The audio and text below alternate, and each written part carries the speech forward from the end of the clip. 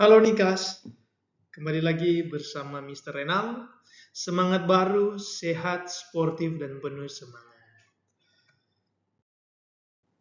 Hari ini kita akan belajar tentang kohesi dan kerjasama tim dalam olahraga. Dalam olahraga, kita tidak hanya butuh skill ya, skill individu atau skill apapun, tapi juga kita perlu memiliki kekompakan dan kebersamaan. Lewat materi ini, kamu akan memahami bagaimana sebuah tim bisa menjadi kuat karena saling bekerja sama. Coba kamu perhatikan gambar pada slide berikut ini. Menurut kamu, mengapa sebuah tim perlu bekerja sama dan kompak sebelum bertanding? Apakah sebuah tim bisa menang jika setiap pemain hanya mementingkan diri sendiri? Kamu boleh menjawabnya di buku tugasnya kamu ya. Pertanyaan yang Mister sampaikan tadi. Setelah pembelajaran hari ini, ada 3 hal yang diharapkan bisa kamu lakukan. Yang pertama, kamu bisa memahami apa itu kohesi tim. Yang kedua, menyebutkan unsur-unsur kohesi tim. Yang ketiga, menunjukkan sikap kerjasama dalam olahraga. Dan yang keempat, melakukan kerjasama tim dalam olahraga. Ketika kamu bisa menerapkan sikap kerjasama baik saat pelajaran yoga maupun di kehidupan sehari-hari, itu akan bermanfaat buat kamu. Sekarang kita masuk ke pembelajaran inti kita, yaitu kohesi. Pertanyaannya adalah, apa itu kohesi? Nah, mungkin kamu belum pernah mendengar kata ini. Kohesi itu adalah rasa kebersamaan, kekompakan, dan kerjasama antar anggota tim untuk mencapai tujuan bersama. Karena dalam sebuah tim itu memerlukan apa? Kohesi. Karena di dalam kohesi sudah terdapat semuanya. Tadi seperti yang sudah Mister jelaskan, ada kebersamaan, kekompakan, dan kerjasama antar anggota tim. Untuk apa sih? Untuk mencapai tujuan.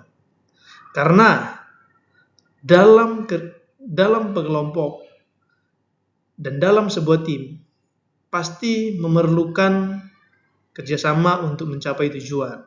Misalnya, ada sebuah tim akan mengikuti perlombaan, baik itu perlombaan sepak bola, basket. Tujuan yang utama adalah mereka harus meraih kemenangan dan juga bahkan menjadi pemenang dalam pertandingan tersebut. Untuk mencapai tujuan tersebut, mereka harus mengutamakan apa tadi? Ya, betul, mereka harus mengutamakan yang namanya kohesi.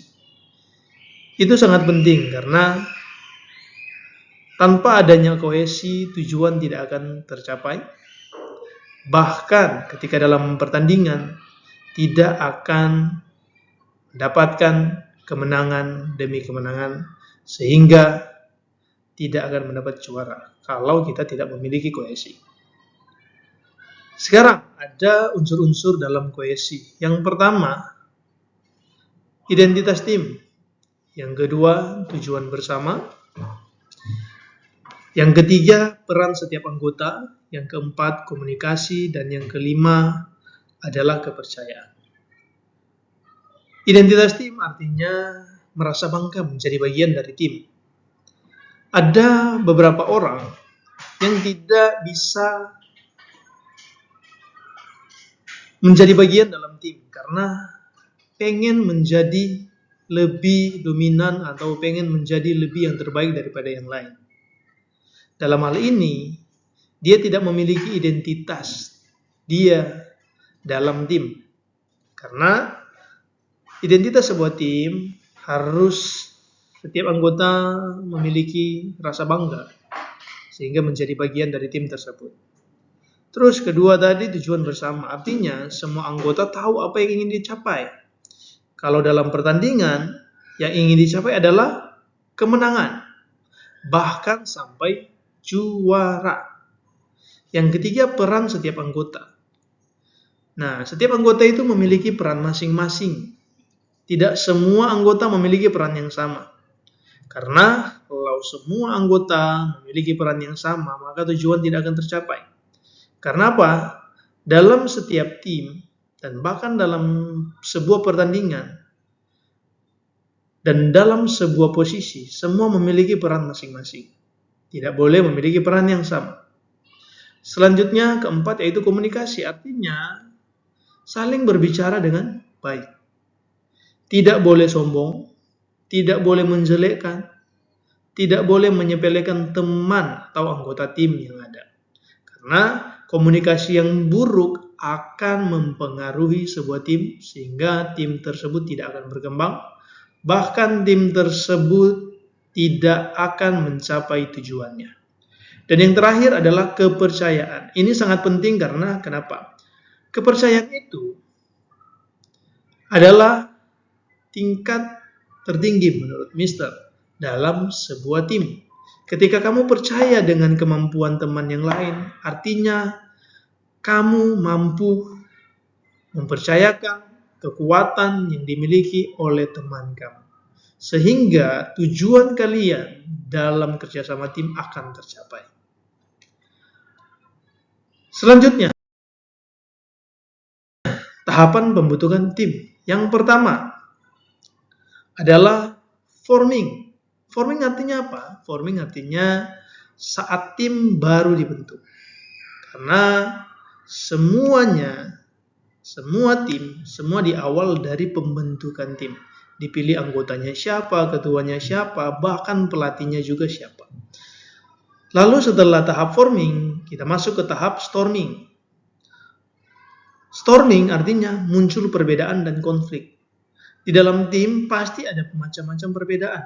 Karena setiap anggota memiliki pendapat masing-masing. Sehingga dari perbedaan tersebut bisa memunculkan konflik yang ada. Tapi bukan berarti konflik itu membuat tim menjadi terpecah belah. Tapi tidak. Dengan adanya konflik akan memperkuat seluruh anggota tim dalam menerima perbedaan. Lalu ke tahap berikutnya itu tahap norming. Ya. Norming artinya di mana anggota mulai saling memahami. Memahami kelemahan masing-masing, memahami kemampuan dan kekuatan masing-masing, kelebihan masing-masing. Dengan cara itu, tim akan menjadi lebih kuat untuk mencapai tujuannya. Dan akhirnya adalah yang keempat, yaitu performing. Tim bekerja maksimal. Ketika sudah mengerti kemampuan dari teman-teman yang lain, dan juga kelemahan masing-masing teman yang lain, kalian mampu untuk membackup kelemahan teman-teman kalian. Dan kalian mampu memanfaatkan kemampuan dari teman-teman kamu. Dari pembelajaran tadi, bisa kamu refleksikan, ya. Kamu bisa pikirkan di dalam diri kamu masing-masing, apa yang menjadi kelebihan, peningkatannya kamu dalam tim, dan tim tersebut. Contoh yang pertama, apakah saya pernah bergabung dalam sebuah tim? Yang kedua, kelebihan kamu. Apa yang menjadi kelebihan kamu dalam tim? Yang ketiga, apa yang perlu saya tingkatkan dalam tim? Itu kamu harus merefleksikan diri, kamu boleh catat di buku dengan tugas-tugas yang lain, lalu di-upload di e-learning yang ada. Refleksi akhir yaitu bahwa kita bisa menyimpulkan bahwa tim yang hebat bukan karena satu orang saja, tapi karena semua anggota mau bekerja sama. Sekarang tuliskan satu kalimat tentang peran kamu dalam tim. Ingat, setiap orang penting dan punya kontribusi masing-masing. Kamu boleh tulis apa aja. Lebih dari satu kalimat boleh tentang peran kamu dalam sebuah tim.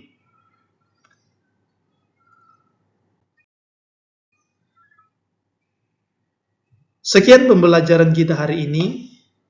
Mari kita jadikan tahun ajaran ini penuh energi dan berprestasi. Karena Mister yakin kamu pasti bisa. Semangat!